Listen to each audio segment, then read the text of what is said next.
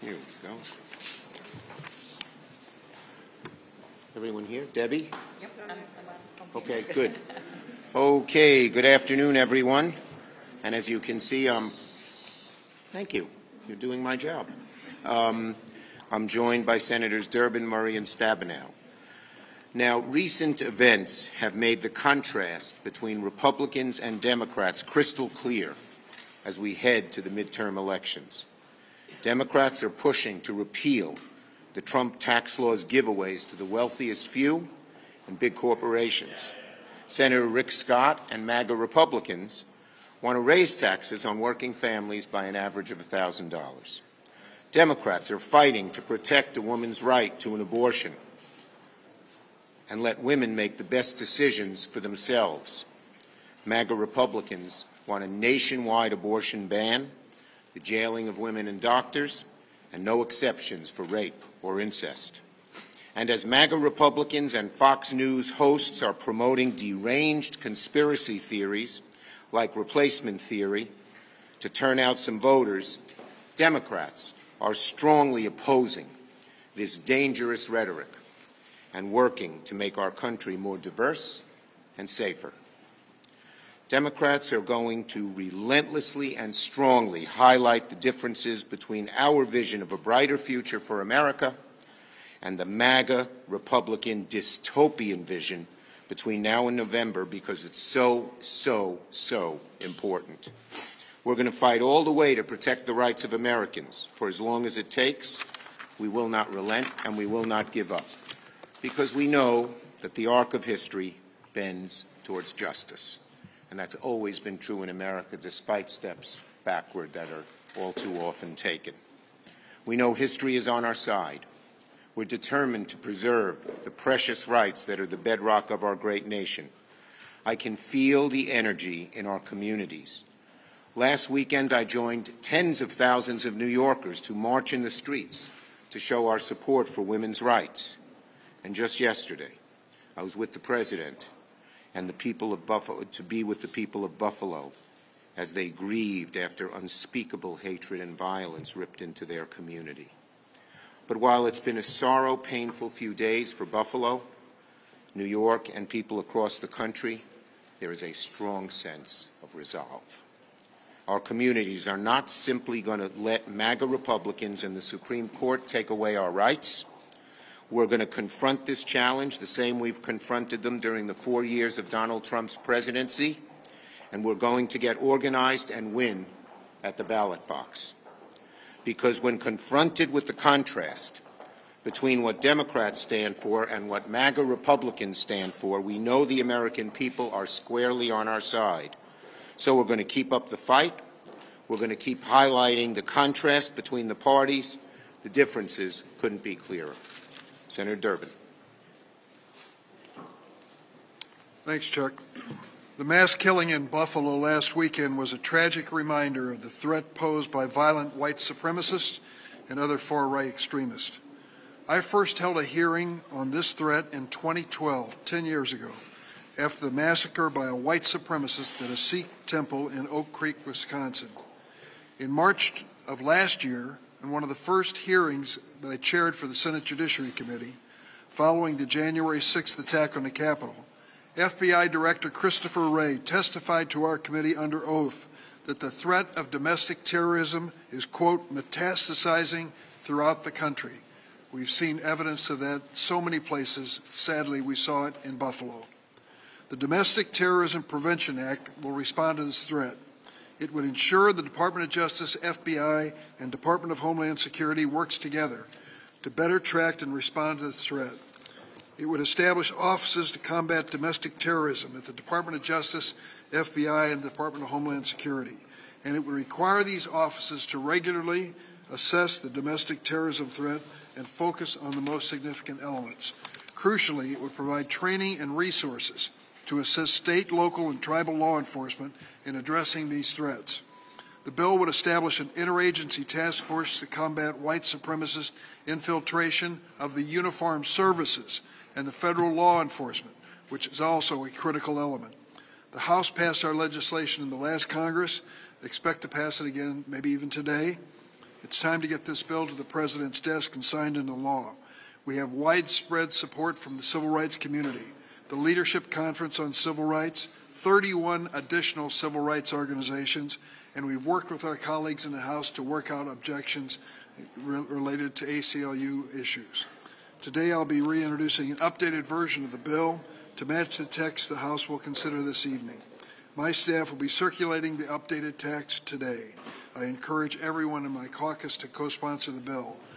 My friends, this is an issue, sadly, that needs to be addressed across America. As we took 9/11 seriously, we need to take this seriously. This is a domestic form of the same terrorism that killed the innocent people in New York City, and now has assaulted them in Buffalo and many other places. Whether it's Pittsburgh, El Paso, you name it, it's a hate crime. We've seen it before in American history. The only thing missing between these organizations and the past are the white robes. But the message is still the same hateful, divisive message that sets off people to do outrageously extreme things and violent things to innocent people across America. It's time for us to take a stand, and I invite the Republicans to join us. Let's make this a bipartisan effort to clean this out of America. And let me just interrupt.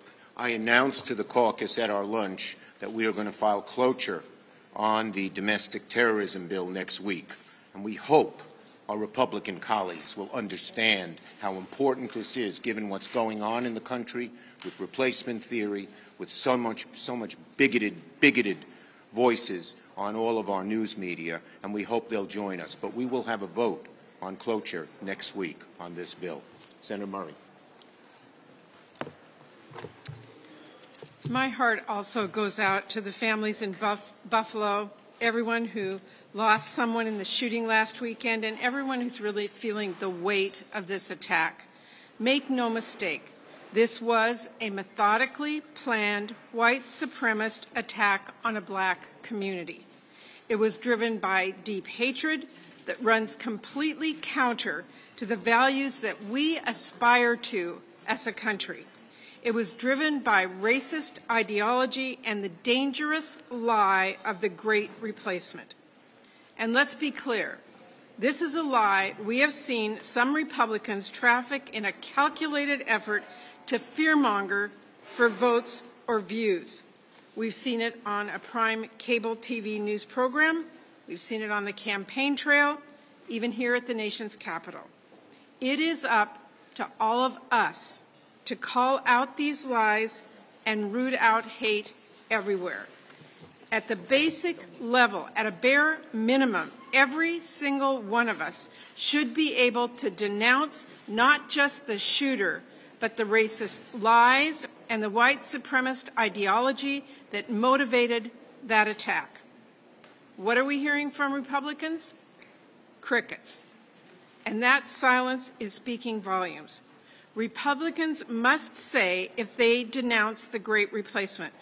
And if they continue to avoid giving a clear answer, we will continue pressing, because we need Republicans to work with us to fight racism and extremism.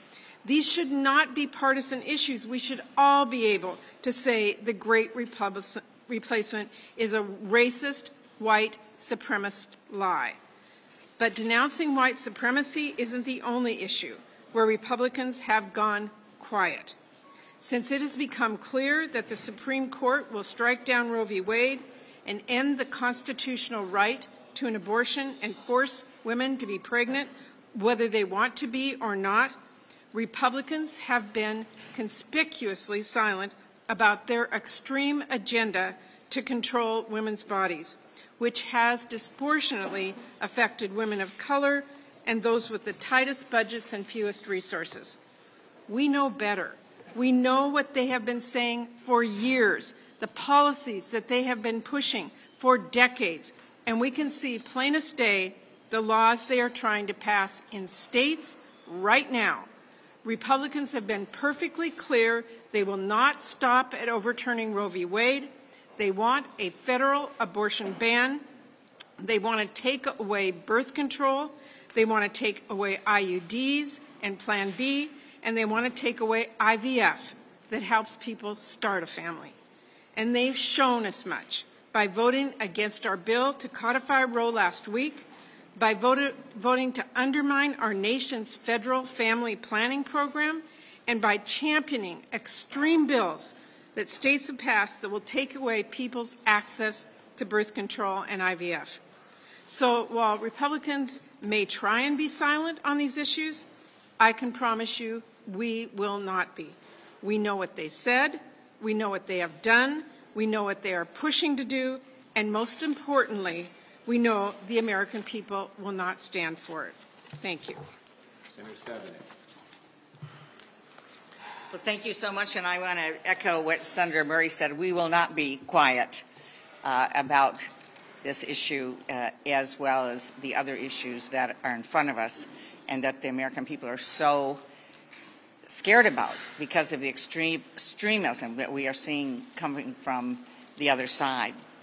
And I also want to just say on behalf of the people of Michigan, as well as we know all Americans, that I'm really heartbroken with the violence in Buffalo, and I'm angry. I'm angry about it as well. I'm angry about a former president who gave permission for folks to take off their hoods and be clear about what they believed in terms of their white supremacy and hatred and bigotry. I'm angry that a murderer with a heart full of racist hatred would target people who are just trying to live their lives, just trying to live their lives. A loving wife and mother picking up a few groceries after visiting her husband in the nursing home. A retired police officer who was confronted the gunman, but was no match for his bulletproof vest. A retired teacher who helped run her church's soup kitchen. These are the people that he was going after. 10 people whose lives were viciously stolen by a domestic terrorist with no respect for his fellow human beings. No respect. That is a trend these days with MAGA Republicans.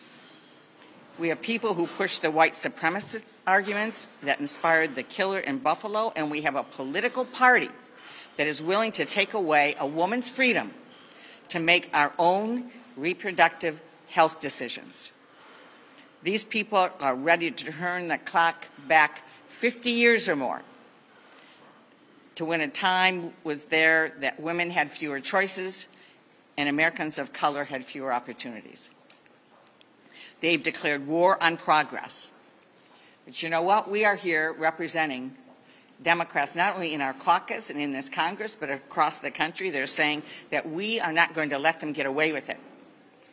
We'll stand up against racism and hatred, and we're going to stand up with women across this country who expect and demand their own freedom to make their own choices about their health care decisions.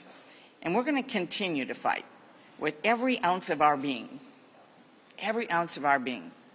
to stop extreme MAGA Republicans from turning back the clock. There's a lot at stake this year, and certainly in this year's election. Thank you, Senator Stabenow. Yes, ma'am. Senator Schumer, will you be bringing any gun control legislation to the floor after this Buffalo shooting, and if not, why not? Okay, I'm the author of the Brady Law, as you know, passed it in 1994 when I was a House member, and I care very, very deeply about this issue. Obviously, we want to get something done to stop gun violence. There are a number of discussions going on. Some are bipartisan, some are in our own caucus, and we're going to work towards what we can actually get done. New. There's some drama in the House side regarding your delegation, maps that were drawn. Do you have any concerns with the maps that were drawn and this infighting that's happening within your own delegation? Yeah, I wish they had drawn different maps. I don't approve of the maps that were drawn. The situation within the delegation is fluid, so I'm not going to comment on that. Yes, no, I promised I would. Yes.